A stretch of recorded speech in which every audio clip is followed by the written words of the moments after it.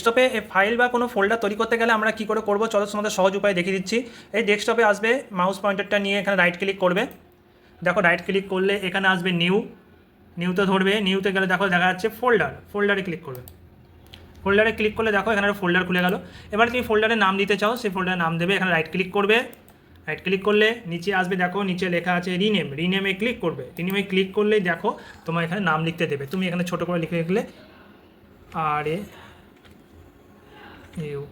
আমি আমার নাম লিখলাম, এন্টার মারলে বাইরে ক্লিক করলে নামটা চলে আসবে। আমি আমার নাম লিখলাম, কারণ আমি চাই আমার ডকুমেন্টসগুলো এখানে রাখবো। এখানে ভিডিও, তো আবার তোমাকে কোনো গান সং সব কিছু রাখতে হবে। দেখো এটা তোমার নামে ফোল্ডার, ঠিক আছে। এই দেখো তোমার নামটা এখানে শো করছে, দেখছো এই ফোল্ডারটার নাম তোমার এখানে শো করছে, কারণ ফোল্ডারটার নাম তোমার রাজু, ঠিক আছে।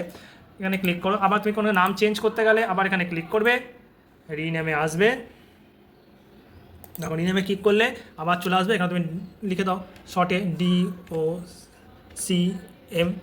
ডকুমেন্টস করে দিলে এটা ডকুমেন্টসের ফাইলে গেলো। তো এইভাবে তোমরা ফোল্ডার তৈরি করতে পারো। এই ফোল্ডারের মধ্যে তোমরা যাবতীয় ভিডিও, সং, গান সব কিছু রাখতে পারো। এখানে সব কিছু তুমি রেখে দিতে পারো, তাহলে কি তোমার শর্টে সব খুঁজতে সুবিধা হবে, এখানে সব কিছু পেয়ে যাবে। ভালো লাগলে অবশ্যই লাইক, কমেন্ট, সাবস্ক্রাইব করবেন। বাই। এখানে একটা ফোল্ডার খুলে গেল। এবারে তুমি ফোল্ডারের নাম দিতে চাও, সেই ফোল্ডার